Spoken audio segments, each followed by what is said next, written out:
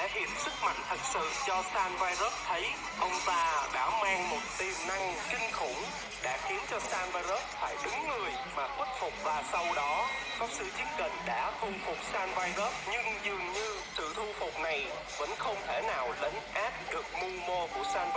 Sau khi mang về nhà, anh Chân Gà đã hướng dẫn những tuyệt kỹ mới, và ngay lúc đó Xans đã thấy tuyệt kỹ này cũng đáng tầm thường nên muốn tỉ thí với anh Chân Gà một trận ra trò.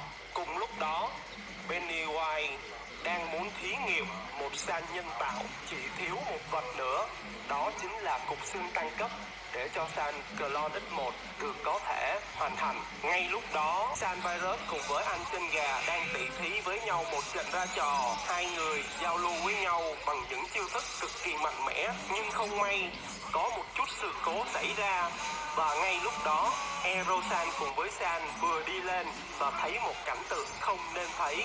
Vậy tiếp tục cuộc chiến giữa hai họ, ai sẽ là người mạnh hơn, anh Chân Gà hay là Xans? Thì mời các bạn xem tiếp Pháp sư Chicken tập 9, Pennywise thôi miên Chân Gà.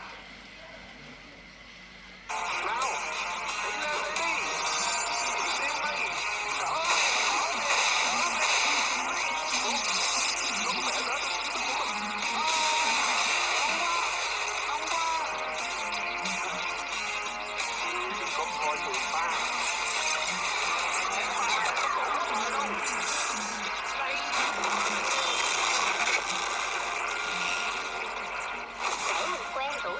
Xuống đi ăn luôn đấy chứ. Nhưng mà tự nhiên mình nghe có cái tiếng gì đánh nhau, như hai người họ đánh nhau ở trên đây hay sao á.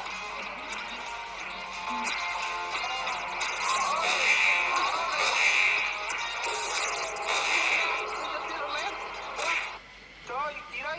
Hai người họ đang làm gì vậy? What the fuck? Hả? Ê, ngươi làm gì ta vậy? Trời ơi, hai người họ hình như là yêu nhau á. Đợi nè. Cha, cha, cha, cha. Một yêu. Hai người họ làm gì vậy ta? Thật là nguy hiểm á, ra coi xem đi. Hả? Ngươi làm cái quần que gì vậy? Trời. Hai người họ đánh nhau hay? Ủa? Hai người họ lại ôm nhau đó kìa.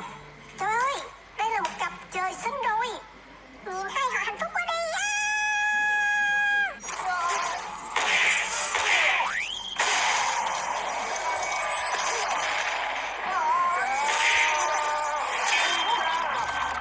Hai người họ làm gì? Sao mình lén mình coi tiếp coi. Cái gì vậy? Hai người họ đang múa kìa. Rõ ràng là mình nghe tiếng đánh nhau mà. Ủa vậy là sao ta?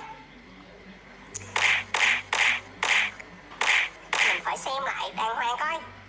What the fuck? Cái gì vậy? Hai người này hình như là đang chơi cái trò gì, nhìn lại coi. Người ta múa ba la luôn rồi kìa. Cái gì vậy? Oh my god. Nhức nách ta.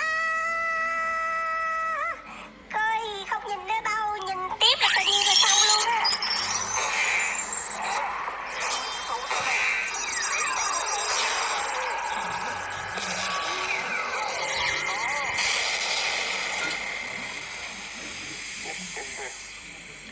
Nãy giờ ta cũng đã thử sức mạnh của ngươi. Ngươi cũng là một kẻ mạnh đó, nhưng mà chắc chắn